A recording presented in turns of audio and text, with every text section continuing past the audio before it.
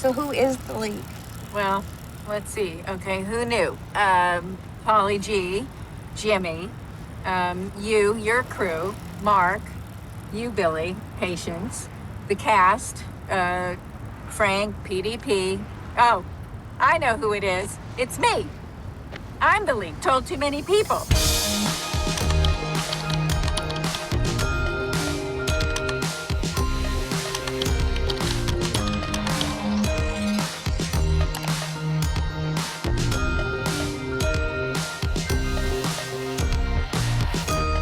Hello, hello, hello, and welcome to the Comeback Official Podcast. I'm Ross Katz. This podcast exists for the fans who love the comeback, who quote it, who study it, who feel seen by it.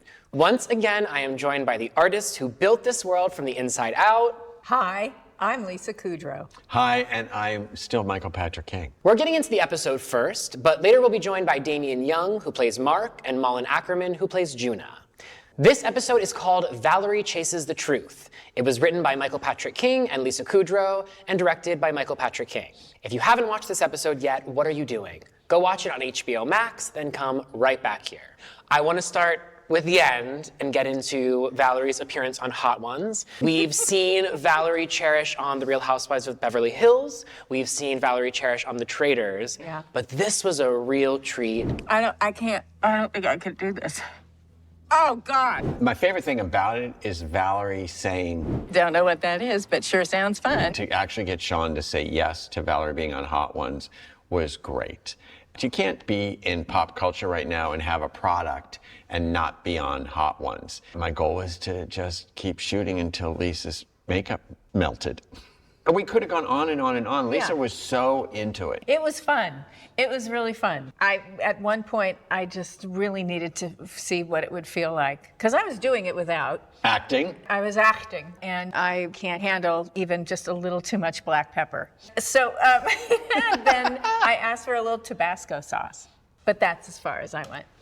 So that's that behind the scenes. I love, my favorite line of all of the great lines is when Valerie says, I can't hear what you're saying. I've got ringing in my ears. only Lisa would come up with something so upsetting, something so sensory deprivating that she can't hear conversations. Yes. Valerie has, there's a ringing in my ears. No, because you can't do anything when it's that amount of pain in your mouth. Yeah. Yeah. Well, it's funny because everyone has become Valerie in a sense.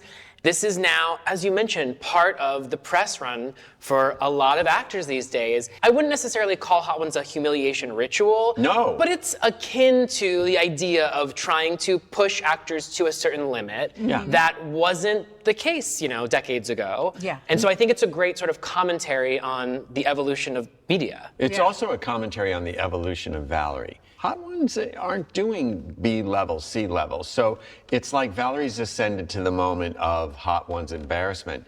It means that she's a thing because they're trying to launch How's That with as many eyes as possible. So that's the way you do it. That clip would no doubt go viral of Valerie on Hot Ones. Yeah. That viral moment is going to help her and going to generate eyeballs on How's That. Sure, Right. yeah. And also, I just love Ridley saying the whole point is, well, people were talking about Valerie Cherish, AI, how's that?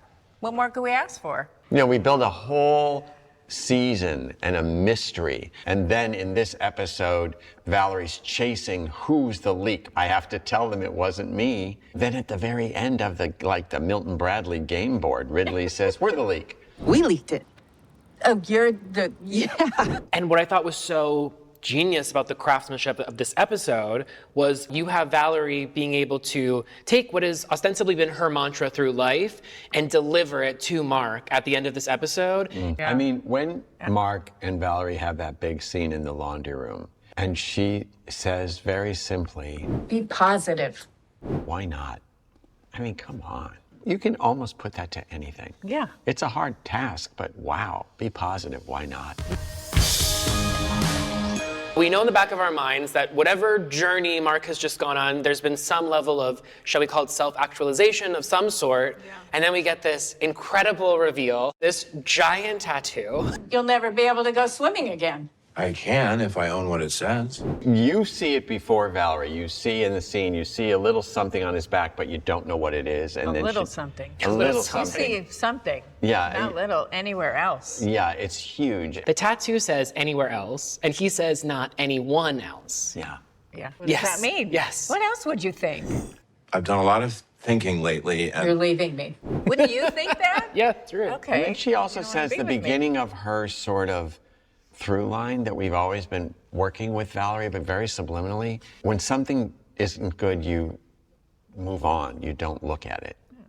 Right? Isn't that Yeah, what you don't stare at it. You don't stare at it, you move on. When something isn't good, you don't lay around and take a bath in it. You just move on. Yeah. We left off this last podcast sort of talking about, was Jane the leak? And as we learned quickly, not only was Jane not the leak, but she felt compelled not to text Valerie, not to call, but to come down and see her, which I think builds on this through line we've been discussing, which is Jane's genuine care for Valerie as more than just a subject, but as a friend. Jane feels like you should not be the scapegoat. Valerie, to her, sometimes to me, actually feels like this sweet pet who doesn't know any better. So someone has to take care of her. I'll tag in. Can I come back? What's happening to you now is wrong, and I want to defend you. When Jane takes out that movie camera, it's gone beyond we're work friends. Now I'm showing you the thing that I consider important. Yes. Which is this old-fashioned, reel-to-reel movie camera in a beautiful, faded suede case. And it's like saying, here's the thing that I think is important, and I want you to be filmed with it. And the great thing about that is seeing Valerie interpret that as, okay, this is this deeply meaningful apparatus to you as a filmmaker. It's also the thing that won you your Oscar. Right. The whiteout board's wiped. It was so tumultuous when Jane left and she was thrown off, and then she said, the Oscar? The camera you won the Oscar with? Good. Is that the camera you won the Oscar with? Sure. We have Valerie going and trying to track down Polly G at the coffee shop. This felt like the realization of the writers that Polly had mentioned in the previous episode. Yeah. It's like, it wasn't a figment of Polly's imagination. This is what really exists. Right. Yeah. And Valerie walks right into it and then is surprised. Oh, God, they're all writers. Well, he said. I always had the feeling that this was like Valerie's Indiana Jones, and she walks into this cave and looks around and it's all snakes. You know, like, it's like, oh my God, I walked into the vampire's house. And they're just like, let's get out. And then Billy's got to be Billy. If you don't have money for school, then why are you spending $8 on a latte? They all blame her. There's so much blame when you don't have what you need. You can blame people. And one of the things Valerie's never done is blame anybody. She's sort of just kind of, okay, moved along. But here she is in the house of blame. When she gets hit, when Billy takes the latte in the face for her, which is what he quotes later, and we were filming it, and Billy's like, just hit me in the face. And then Lisa said to me, and I'll be hit here. They should throw it here. Because it's too long, a reset. I mean, then it's changing the wig and redoing makeup, and no. Yeah, so we hit Let's it, not and do that. all we wanted was whipped cream in her hair, and we got whipped cream in her hair so Billy can be. But she bumps into Polly outside. Well, she gets out before a scone gets thrown at her, escapes the scone. We have this final beat with Polly, and I think it's particularly poignant because this is a different Polly that we're seeing now. This is, could we call it a revitalized Polly in a sense? And he credits that to Valerie, and it's interesting watching Valerie hear that, and this person that was horrible to her, he's getting his own version of a happy ending. And her, I think, having to maybe like process all of that, being happy for him, but also wondering. We'll believe it. Yeah. Because, I think she's a little nervous. Whenever anyone says, well, I've got you to thank, it's like, okay, now let's go. What am I in for now? It's just the one day on the set made him remember that he was good at something, and that's the thing he needed most, to remember that he was good at. And what's so hard about when you're not working and you're in the arts, the more you're not working, it can kind of go away. You need something that connects you to that thing that you do.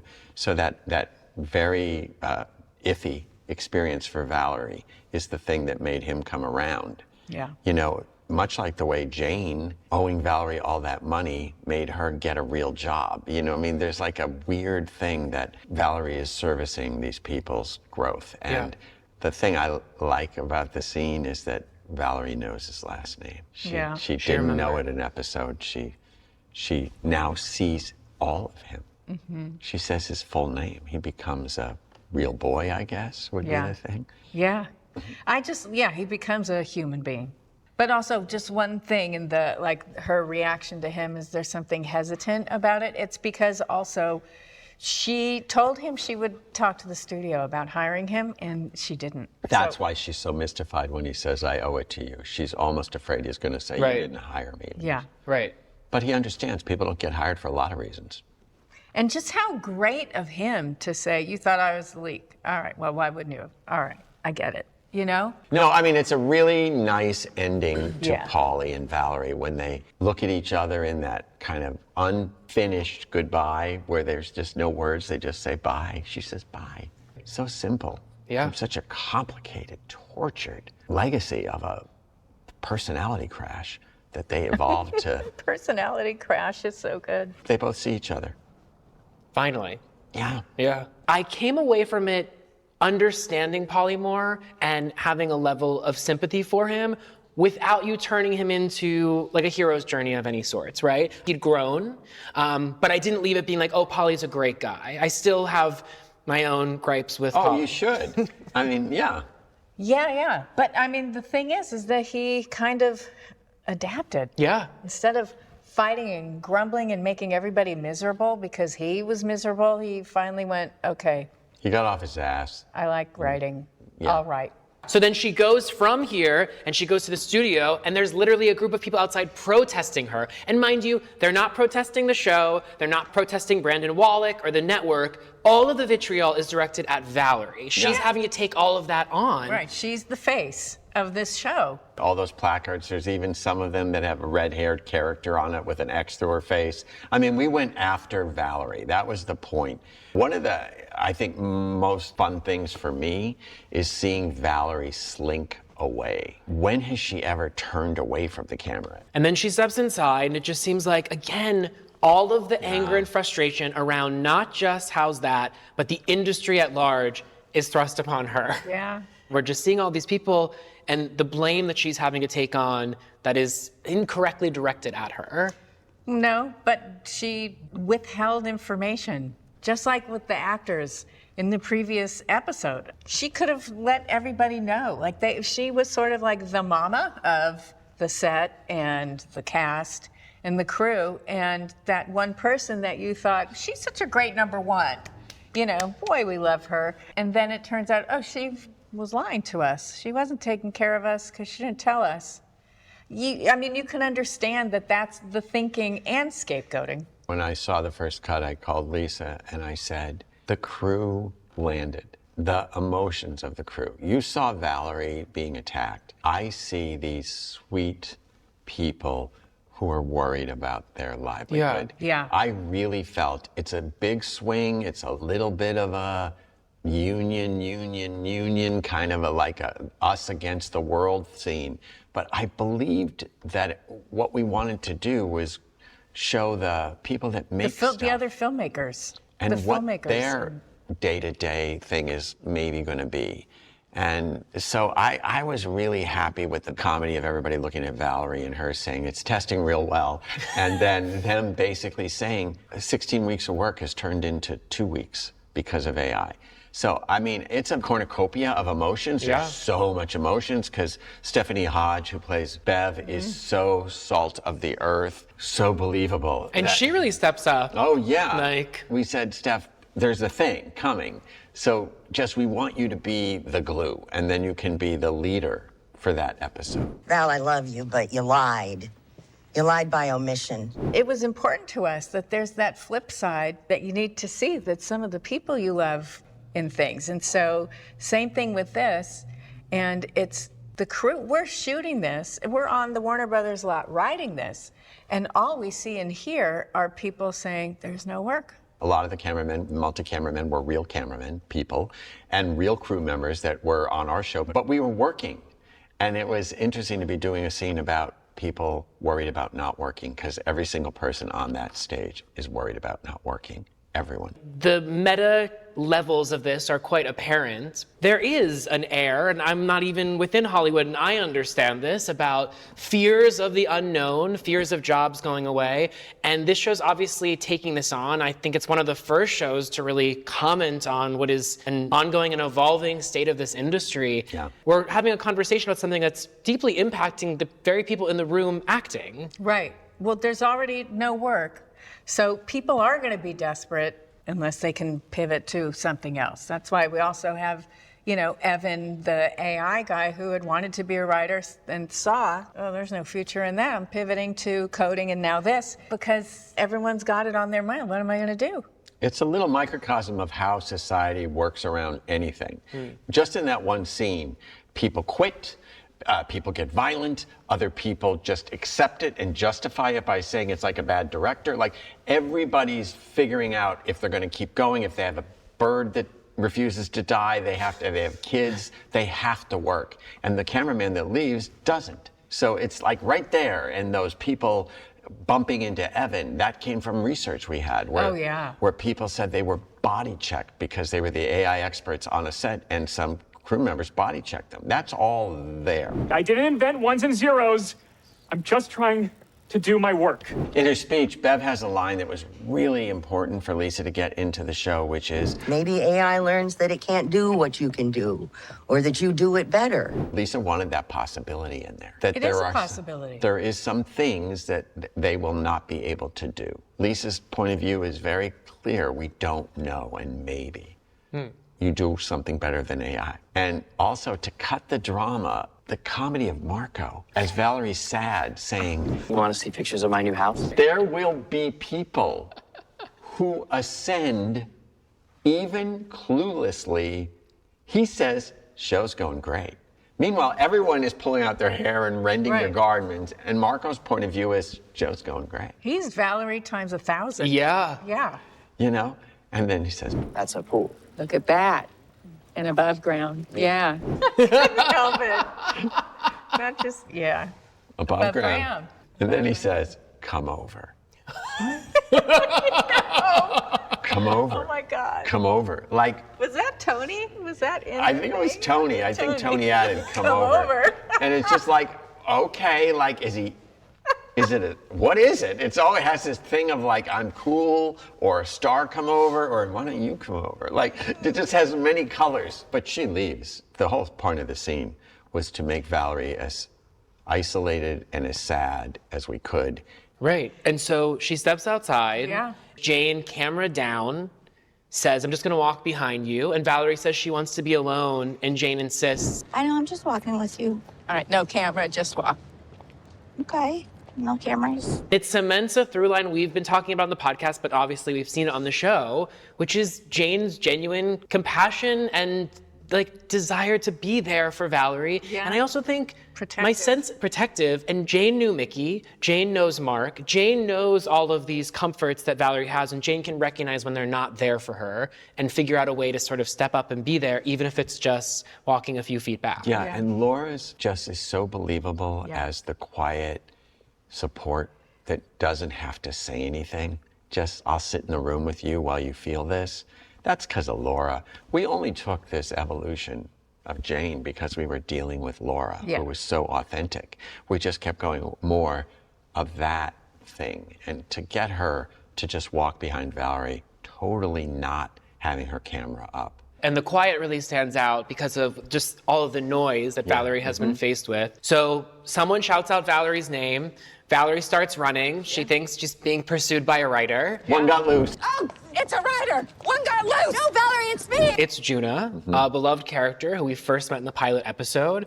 She returned in season 2, and Juna had some frustrations with feeling a little bit betrayed by Valerie. And so I was wondering, what would their relationship be today? I know many fans, when the 3rd season was announced, were hoping we'd see Juna. This felt so satisfying. Can you talk about the desire to bring Juna back and what service she offered to Valerie? What's so great about Juna is she tells you the truth.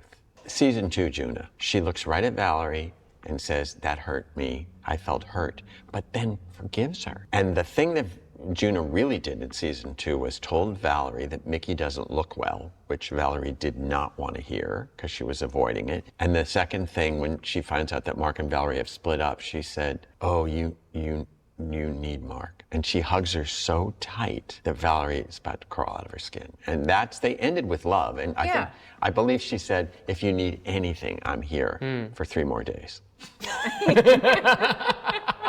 Right. So bringing Juna back. Yeah.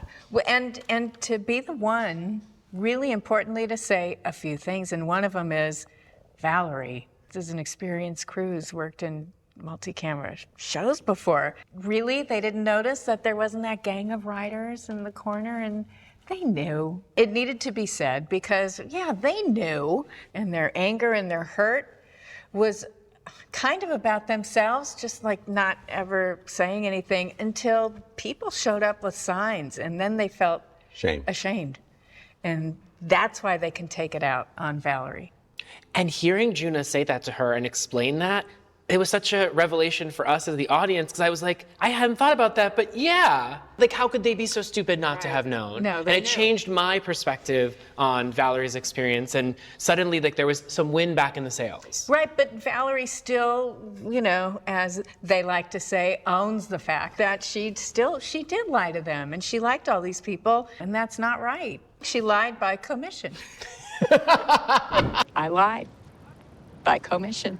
Even though she accepts the fact that they probably knew, she still feels bad, which is the reason that Juna goes to the next level, which is telling Valerie really what she means to her. You don't treat people bad. You just don't. And to bring Malin back, who literally is the purest of the pure, no bullshit, just so filled with like no nonsense, but truth. Adorable. Yeah. Energy. To have her say to Valerie the line, Val, to me, you're it. Referencing, I'm it, referencing everything. Yeah. And Lisa's performances. Yeah, well, we'll blow by that. The emotion that Valerie feels. Yes, when we were writing this, it felt like that's the thing that's going to crack her open. Yeah. You know, because we were also crawling into what Juna's experience was on Room and Board, and Valerie, who was the veteran, was not competitive as far as Juna could feel or see, you know, and just lovely. And that was a really important thing. That would have been a really important first job on a show. You were so nice and open, and you showed me the ropes, and you invited me into your home. And I took that with me on every show I did since. And I've had a blast. And Juna starts telling her, when I came to Hollywood, I heard how everybody was always out for themselves. But you were different. Juna felt Valerie's authentic kindness and support.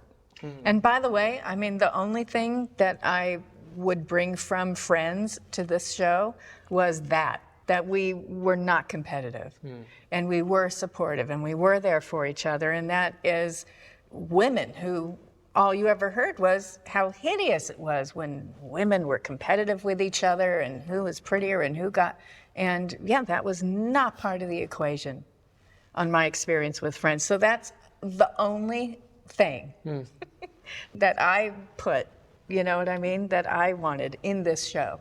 You know, because people expected from day one that Juna in her bikini and Valerie in her tracksuit would become mortal enemies, and it never happened, which is why people love Juna. Yeah. And which is why we brought Juna back. Juna's the only one who can say to Valerie, I see you, at a time when Valerie really needs to be seen. Yes. She can't see herself for almost a split second. That's also why in episode 3, with Benito playing the costume designer, and he's telling her, oh no, I see what this is. It's the older actress threatened by the younger actress. That's never been who she was. Threatened? I'm telling you to make her sexier. I'm not a big fan of superlatives, but I have to say a moment that might be one of my favorites of the entire season is when you and Malin, Juna and Valerie look at one another and have the "you look great" off. You look so good. And it's just, it made my gay brain explode. It activated something in me. We're talking about the way in which these two women have supported each other, and it was such a genuine expression of love. What else is the response to Val? I just realized we've known each other for 20 years. That's a long time for a woman to have existed as an adult. So then the only response there could be is 20 years is a lot. You look great. Valerie's so reminded of her power by Juna that she enters that Juna scene depleted, and she leaves as a cheerleader, and she walks right into that next finance dude scene. Good show, everybody, and welcome to our home. Valerie came in very vibrant to that scene when she was so pale in the scene before. It was almost like everything that Juna fed to Valerie in that scene, Valerie was then able to feed that to Mark. Yeah. Valerie sees him. Yes. She sees him two ways. As the worst actor ever, and then as the most vulnerable Mark ever. Yes. And she tries to handle both. You gotta pick up the energy. And watching her do both in real time, I think it's actually a testament to how good Valerie is at her job. Yeah. Gotta give a shout out to Mark eating the croissant. Oh, that was just a great detail. I love the thing after the croissant when he says, sorry, we don't eat breakfast. Well, we never eat breakfast. No, but that's... She won't eat because, I have a show. Yeah. And he won't eat because she doesn't eat. Yeah. Watching Valerie sort of be aware that he's awful and then become a Cub Scout mother and then toddler. And then slowly by the end, she's really supportive and then he says, should I just answer it? And she goes, yes. It just goes down to one word. And Damian is, oh my God, unbelievable. Now what do I do with my hands? So then we have this fantastic moment where Mark is done filming. Because he's outed. Yeah. For the first time, it's the big secret. Mark was fired via email. We never said it till this scene. We were saving it for this moment to say the reason he was let go on camera. Because he doesn't want to admit it in life. And so we decided he has to admit it while he's being filmed. And he cannot, unlike Valerie, spin it. We were young assholes. Valerie closes the door, and then the finance dude's producer says, go to the other door. And one of the most thrilling things for me is watching Jane run and get in front of that door. The person, Spider Eyes, who opened all the doors season 1, is now standing like, you'll have to go through me first. And all she says to the camera person is, hi, when she gets there. But I love that moment where Jane protects both of them from the camera. It was just a joke that got you fired. Yeah, he just told a joke. Valerie doesn't understand this whole time why he can't just get over that. Who cares? He told a joke when jokes were illegal. And now we thought was the time to really know why he can't just get over that. Val stuff did happen. What? He's carrying so much shame from when he was younger and carrying on and behaving like a lot of men did. Didn't do anything illegal. You know me, I never forced anyone to do anything. So we really wanted him to be a regular, ultimately decent guy who was thoughtless. And also of the time. Yeah. When there was no awareness, and he's sort of mortified that he didn't even think about him being the boss. Those guys didn't at that time. That wasn't part of the conversation. Yes, so society allowed it, endorsed it. And that's why also it was important for us to have him say, I wish I had been extraordinary, because that's what it would have taken. An extraordinarily decent guy who would have gotten a lot of shit from the other guys, potentially. And also he was married at the time. Oh, yeah, Not too. to Valerie, but to Mimi. It was important that Mark sort of have an awareness that he never had. And then Valerie's the mirror. Yeah, she's also, I think you can see, so relieved. Now you know, and you do things differently. Now you do it differently. Wasn't that the whole point? Wasn't that the whole point, that men would re-examine themselves? We thought if we're going to build Mark's arc as being disenfranchised, lost, cut adrift from what he used to use as a power base, there had to be a reason. And the hug is everything at the end. And she hugs him, and the way he holds on to her. You know, that's what actors do. That's what actors do. Oh, yeah, we did that. You did that. They go for that extra Like, Damian's an amazing actor. He does all that work with his lines. And then when he hugs Lisa, they hug, and he goes for that extra second hug. That's what breaks your heart about acting, when they do that. And they believe it so much, they keep going past the words, past the moment. It's so great that you get to experience this with really good actors. And then they go out and he quits and the crew is happy. Yeah. Yeah, everyone wins. I quit. Oh, thank God. So then she goes to her step-in retreat. Yeah, so we get to, as you call By it, the the way, step-in step-in retreat. retreat. Yeah, meant to be the premiere, but, you know, industry changes, downsizing. Downsized. Gets there, and I just want to point out a patience line that I love, which I think is sort of celebrating Valerie's journey within this episode, but also the season, perhaps the show writ large, which is, Wow. To the right. She doesn't even look nervous. there's people outside the studio picketing. There's a world in which a person could say, I don't want to leave the house. Valerie's not only capable of leaving the house and going and doing this press and getting out in front of the cameras, but she does it looking her best. Yeah, she says she doesn't even look nervous, to which Jane responds, Yeah, she's a pro. yeah, she's a pro. And you see in Patience, I see in Patience's eyes, And Valerie thinks she's about to be shot in front of a firing squad with all these bad reporters and all this press. But then she bumps into Ridley, who we see off Zoom for the first time. She doesn't recognize her off Zoom. And Ridley says, friends of the court, you know, they curate who they want you to talk to.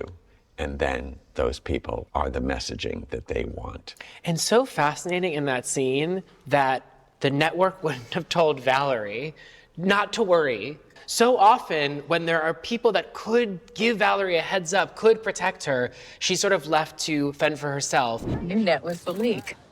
Isn't that a surprise? Get ready for another one. The shock of Billy. Yes, I'm not trans Val, I'm a star. Star Billy. Star Billy, yeah. Star Billy. Tonight was my night to shine. It's everything you've ever heard on every reality show. It's my time to shine. Yes. It's just like, bleh. It's everything you've ever seen on reality TV. Someone thinking, what can I do? Oh, I'll just show up and look like this. What's your name? I'm Billy. Billy with a star over the eye. Valerie says, looks taller. She doesn't know what to say. She doesn't. She doesn't know what is happening. Yes. Just something positive. Well, notably, she didn't recognize him when he first stepped out. Who is Yeah. that? Star Billy showed up, and it was, why wouldn't they put the cameras on that? That's going to go somewhere, and it Yeah. goes right onto fashionline.com. Absolutely. Why wouldn't it? Well, it all starts with 50 over 50. Yes. And then Star Billy. Yeah. Star Billy. It's a rampant need to be a star. There I am. I'm on fashionline.com. Billy with a star over Seatbelts? We should put our seatbelts on. Well, thank you both so much. Thank you. We are wrapping up 7, which means we only have one more episode to go. That's right. The comeback series finale. Okay. Yeah. I'm looking forward to it, and I'm not looking forward to it because I don't want it to end. Up next, Damian Young, who plays Mark, the calm at the center of Valerie's storm. This season has cracked something open in him, and he's vulnerable in a way we haven't seen before. Damian, so glad to have you here. Hi, Evan. I have to first remark on your glasses. They're not quite giving the glasses that we see Mark wearing in season 3, but I feel like they're evocative of it, no? Yeah, they're on a theme. Not quite as big, but, you know. Not quite as big. Yeah. So, one thing about Mark throughout season 1 and 2 of The Comeback is he is very much a steady hand for Valerie, something that she can quite literally come home to, a comfort for her. And this season, we are really treated to a different side of Mark in that he has his own personal drama going on. And I wanted to know what it was like for you as an actor when you first received those scripts and learned that Mark himself would have a journey this season, and one that would be something akin to an identity crisis. Well, I was thrilled, you know, that I had my own storyline, my own arc or emotional journey to go through. Particularly because, in contrast, I think, to Val, I had a steady life. I was in finance. We never really specified, but, you know, nice house, nice suits. How I contributed, I suppose, to her life in one way was that I kept wondering, is this what you really want out of your life? All these cameras in our house, all the eyes on you, going back to work with Pauly G, really what you want? Are you that concerned about being in the public eye? And so I served in that way. So to have my own struggle, to be down and out a little bit, to be at sea, to have done something that I'm not proud of,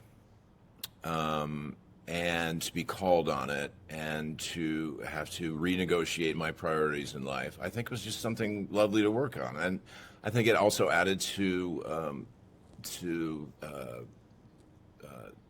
the relationship in general, and just to see Val in a supportive role for Mark. There's a lot being written and spoken about these days about what many call a male loneliness epidemic. It's something we talked about with MPK and Lisa on the podcast, and I'm just curious for your perspective on Mark's journey, because I think that there's something, it's deeply specific to Mark, his circumstance, but I think it's making a larger statement about men of a certain age today, some of whom feel a little bit lost at sea. Well, that's so, I mean, I'm exactly Mark's identity.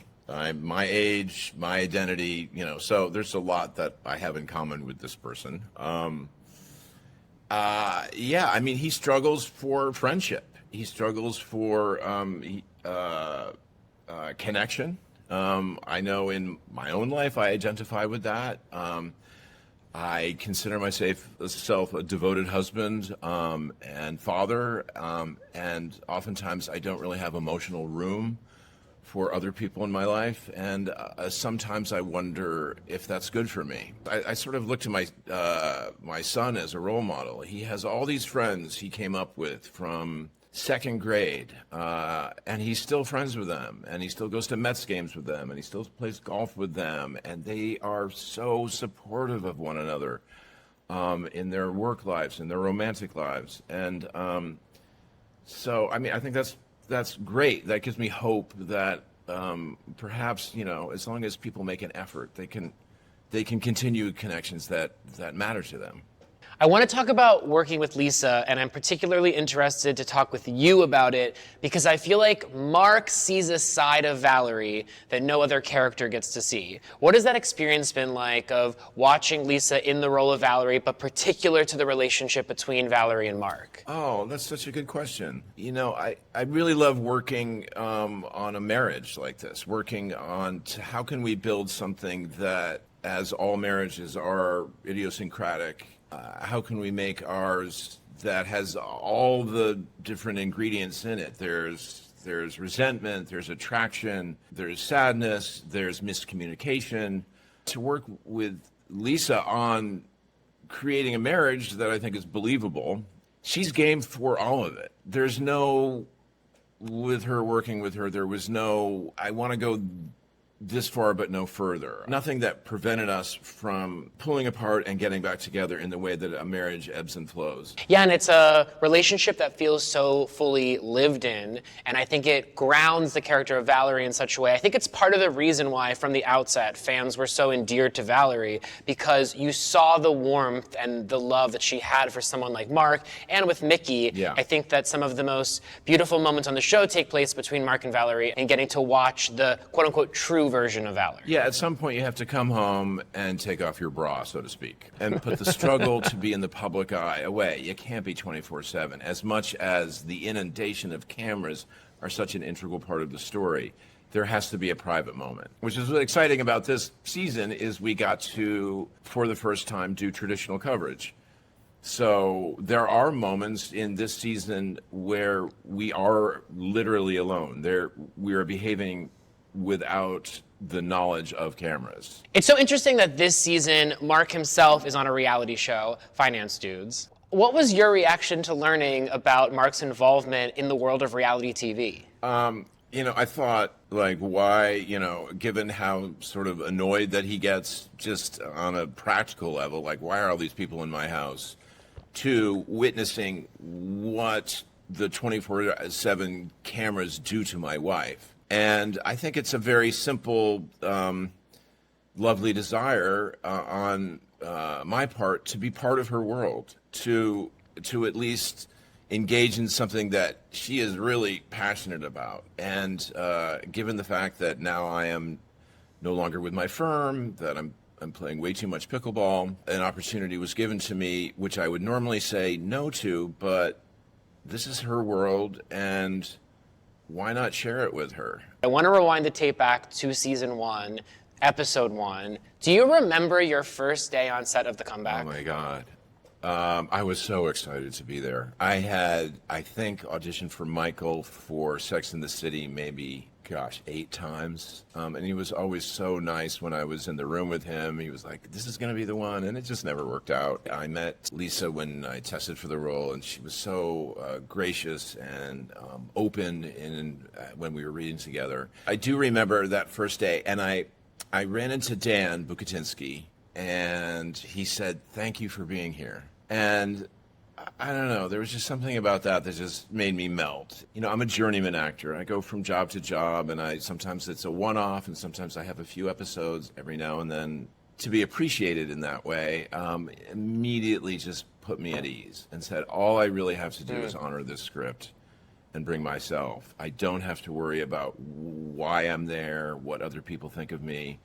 Michael was the same way, and Lisa, of course. It's like, you're Mark. It's a unique environment, season 1, 2, and 3, the welcoming atmosphere that I felt, and I think all the people especially the actors who came and went through all 3 seasons. When I spoke to Lance Barber and talked about his experience of having fan encounters, they often think he's Pauly G and come up to him and say, you're an asshole. And I imagine with people that run into you and who might think that you are Mark, that they might have their own reaction. And I imagine that might be a more positive one, because I just think there's a lot of fan love for Mark. I think there's a lot of idealism for a lot of people in wanting to meet a partner as supportive as Mark. Is that a correct conjecture? No, there's a lot of love for, those who watch the show, those who love it, and there are many. Marky Mark. Oh my God, Marky Mark. Love Ball. It's you guys. Love Ball. It's Love Ball. They love Mark, and they love the fact that this person, this woman, this actor, this performer who struggles so hard to be accepted has a place to be accepted at home. Damian, thank you so much. It's been such a pleasure. Thank you, Evan. And I look forward to seeing next week where we land the plane with Val and Mark. Great. I do too. Have a great rest of your day. Thank you, you too. Damian, thank you. Mark is the still point at the center of this show's chaos. You've never once let that feel small. We're grateful. Coming up, Malin Akerman as Juna, who shows up this episode right when Valerie needs her. Malin, it's so good to see you again. So good to see you too, honey. I have to start by asking about the background on your visual right now. It seems like a familiar face. It sure is. Hello, hello, hello. Is that something that's always lived in your home? No, I just got it. I went to a wonderful event for the HRC, and this was up for auction. And how befitting, because Michael Patrick King was being honored, and this came up, and I just thought, this is a beautiful full circle for me, just because this is what got me started in the world of acting, was The Comeback. That was my first job out here. And to round it off, what a beautiful sort of sentimental thing to have for the rest of my life. Take me back to 2005. I'm wondering what some of your memories about shooting the first season of the show are. I was a gal who came in from Toronto, Canada, and didn't know what to expect of Hollywood. The struggle was real for like a year and a half. Nothing happened. And then I got the job and got to be on set with Lisa and Michael and Jim Burrows. And it was just like a pinch me moment every single day, which was perfect. It was life imitating art, where I was this girl who had grown up watching Valerie Cherish and knew who she was and was so excited to be in a show with her. And that was me growing up with friends, with Lisa. So I thought, wow, Hollywood really sets the bar high compared to Canada. And then after The Comeback went away, that first season, I went, oh, these scripts are not as good as what I just did. What's happening here? Because it's not Hollywood, it's those guys who created this show that was just so special. There are so many great Valerie and Juna moments throughout the series. One that comes to mind for me is early in season 1 when they have lunch together at the Ivy. That's a favorite of mine. Do you have a favorite Valerie and Juna scene? That is one of my favorites as well. I just love whenever they have their tender moments, and I think they're so lovely with each other. But I think, my funny moment that stands out, it was at the Viper Room with Valerie Cherish coming to see Juna's band and her dance with the fringes.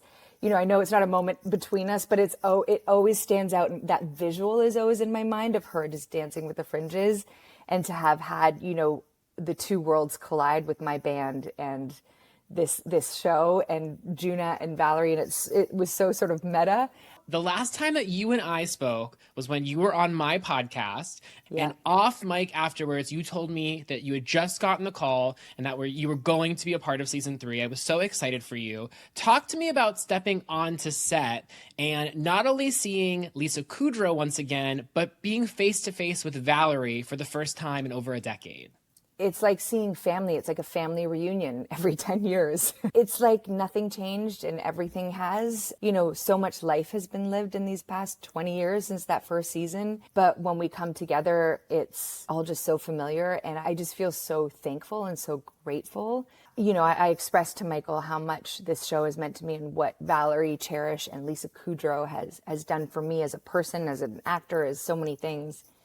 And after that conversation, Michael said, I think I want to rewrite a little bit of this interaction between them. And he did, and it became such a beautiful scene that incorporated a little bit of that gratitude just from Juna to Valerie, which is really from me to Lisa. Finally, Valerie has come across an ally and also someone that, as we see in the scene, is able to remind Valerie of who she is. Yeah. And that's the beauty of Juna and sort of the relationship that the two of them have, is that it's not something that Juna's lying to her to make her feel better. It's all rooted in everything that we've seen of their relationship throughout these 3 seasons now. Yeah, exactly. I so agree. And I think that's such an important part, because she's really being bullied.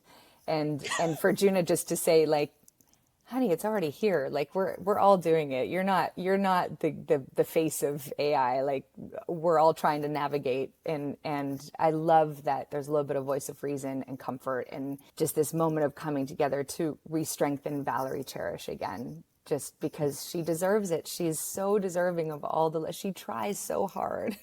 We love her so much, and she just needs her people. We want her to win. We do. We really do want her to win, which is in such contrast to how so many people first spoke about the show in its first season and talked about how cringe the show was, and a lot of people not understanding that Valerie is ultimately a hero. It's a hero's journey. Yeah. And so I think that my sense is that more people now are attuned to the intention of how this show is made. And I don't know if that's just time making it easier for people to understand or people getting smarter. I'm not sure, but what do you make of the fact that audiences seem to better understand the world and the language of the comeback now? Valerie, I think that they've conveyed her as a good person. She's just kind of like mixed up in this thing and just wanting to be accepted. And I think we can all acknowledge that we want to be accepted into something or some sort of group. And seeing that kind of makes your heart bleed. Maybe it's not the right thing that she wants to be accepted for, but she just wants to be loved just like everyone else. Yes. It's really the core of it. Would you say there are any similarities between Valerie's relationship with the cast of How's That and her relationship with the cast of Room and Board? Because the whole time I'm watching season 3, I'm just getting all of these echoes of that maternal role that Valerie has fulfilled throughout both of these stages of her career. Completely. And that was such a fun full circle moment. I do think that we've seen a bit of growth in Valerie as well, which is really nice. So to see her journey a little bit more and replicate that, I thought was brilliant. Made me miss our cast. I know. I need a Where Are They Now with the cast of Room and Board. Where do you think Juna's career is at? I think she's probably at a plateau of like working actress in Hollywood. Great. Never quite made it to stardom. Like the big, she had her, I think in season 2, she was having a hot moment. Everything is fleeting in this business. And some people have this stay power that's incredible. It's wonderful to be a working actor. And I think that's where she's ended up, is this, sought after working actress. Maybe not like, I don't know, Emma Stone caliber, but has made it in Hollywood and is feeling pretty good. But is also navigating all the new stuff that's happening with AI and, what's next. And she's starting to get older, and, getting older in Hollywood, sometimes that's tricky. Yeah, I couldn't help but wonder if there was any intention behind maybe saying that the Juna that we're meeting in season 3 has some similarities between the Valerie that we meet in season 1. Absolutely. I so agree. I think it's navigating that, going, oh my gosh, I feel all the younger girls breathing down my neck now. Although, thank God, things have sort of shifted. We're aging up a little bit, thank God. Our expiration date is aging up. Yes, and I think thanks to social media, audiences can get loud about how much they want to see this and how much they appreciate these depictions on screen. There have been so many moments throughout season 3 that find me just shouting, give this woman an Emmy now. And one of those takes place during your scene with Lisa.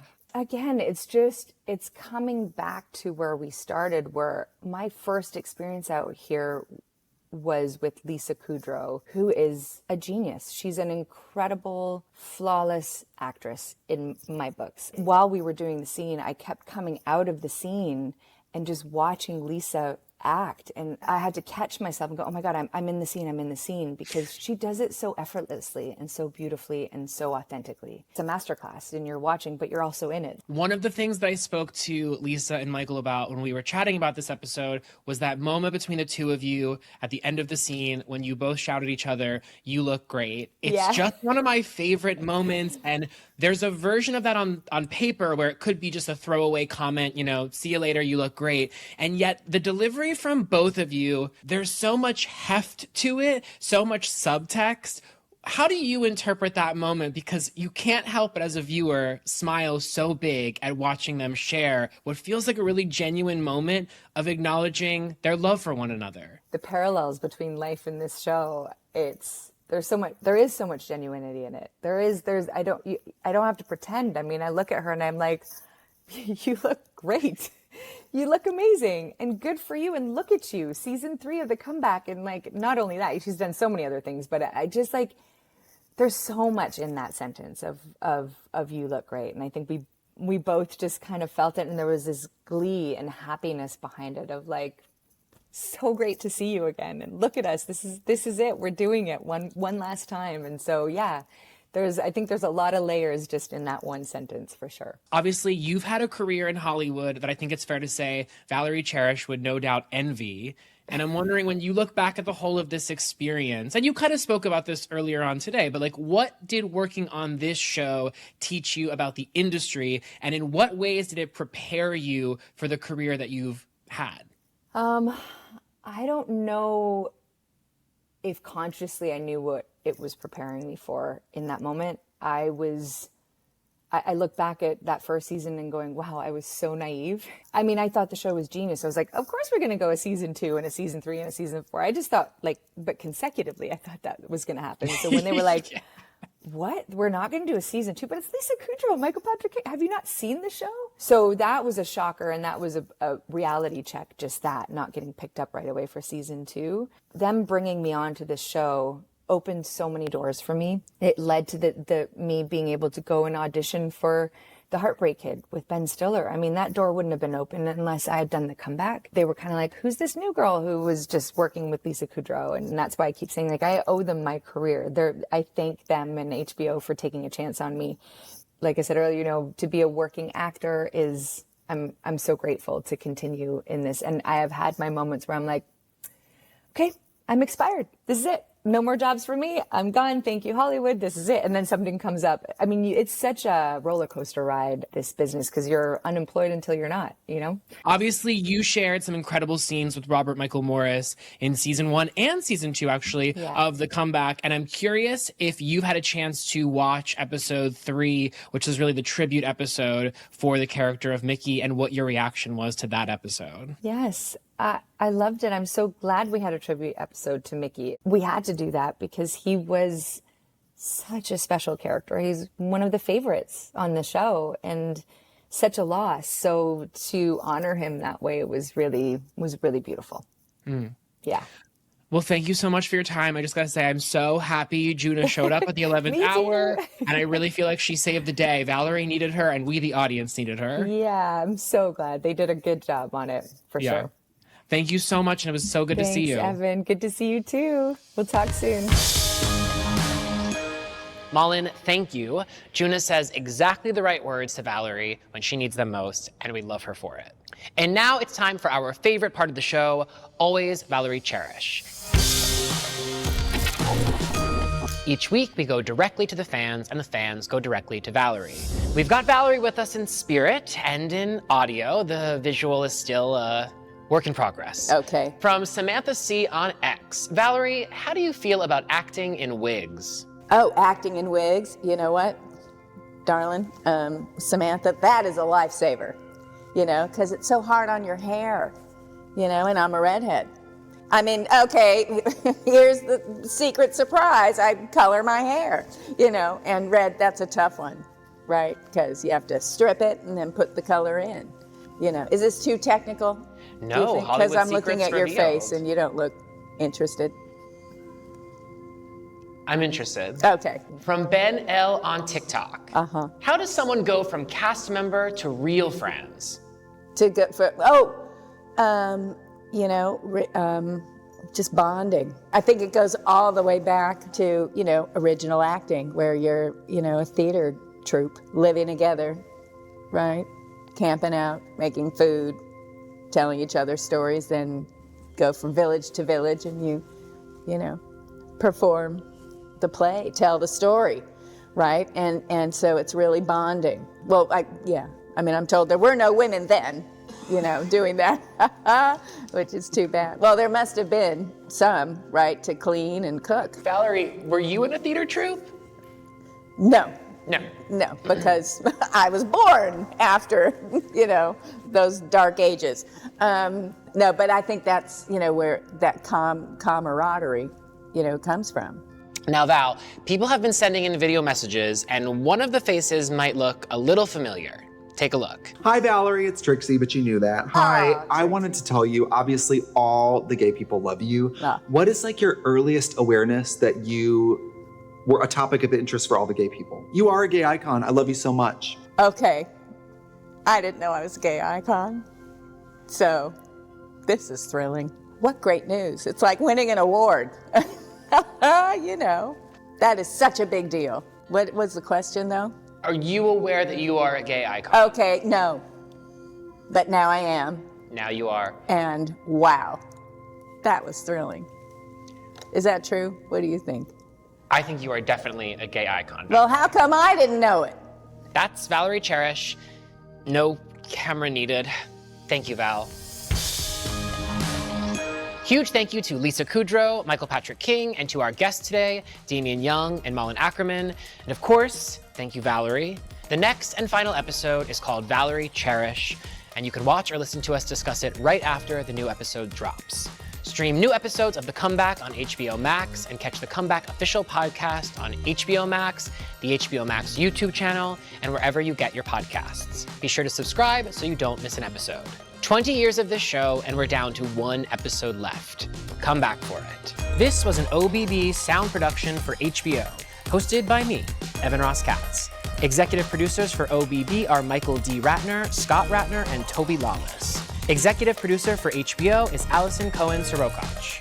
Producers for HBO, Becky Rowe, Kenya Reyes, and Aaron Kelly. Producer for OBB, Toby Lawless. Podcast manager, Tess Bartholomew. Research producer, Jesse Holland. Production manager, Kevin Lynn. Production coordinator, Terry Kraft. Technical producer, Bo Milkus. Studio coordinator, Elijah Matias. Assistant producer, Athena Cheris. Editor, Jesse Holland. Post-production supervisor, Mariana Chrysostomou. Assistant editor, Mark Alcacid. Production accountant, Bobby Hanna and Zachary Steinberg. Editor, Sari Tiersky. Director of photography, Heath Gresham. First assistant camera and camera operator, Chris Piper. Key grip, Sam Satosky. Grip, Mark Sanders. Gaffer, Bailey Clark. Production designer, Michelle Hall. Lead man, Leo Rodriguez. Swing game, Amanda Hart, Miguel Gregory, Ian Alloway, and Darren Cantone. Sound mixer and editor, Josh Falcon. On-set mixer, Darren Bowling. Key hair and makeup artist, Brett Friedman. Hair and makeup artist, Kendall Shannon. Production assistant, Max Jordan. Associate Director of Social for OBB, Lenore Castro. Senior Coordinator of Social for OBB, Sharif Bakari. Special thanks to HBO Max, Concept and Design Studio, Matthew Truex, and Nicholas Vega of WB Archives, and Tim Meehan and Samantha Coatsworth.